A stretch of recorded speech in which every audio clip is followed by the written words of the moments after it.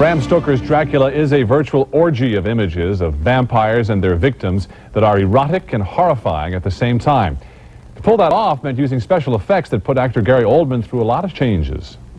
As Dracula, Gary Oldman appears in many different forms, from an old demon to a wild animal to a frightening giant bat.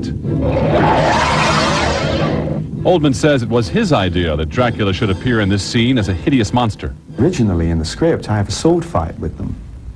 I mean, I jump out of bed and I have a sword fight, and then I sort of turn into rats or a bat and I fly out the window. And I wanted something that was bigger than that, could show that suffering. Special makeup techniques were needed for the transformation. I had, my head cast, contact lens fittings, teeth fittings, my body cast. I mean, it's a big thing you take on. Action! To visualize other aspects of Dracula's demonic world, director Francis Ford Coppola used special effects techniques used by early filmmakers. In a way, it was like I was going to direct Dracula as though I were a director in the turn of the century, using what they had.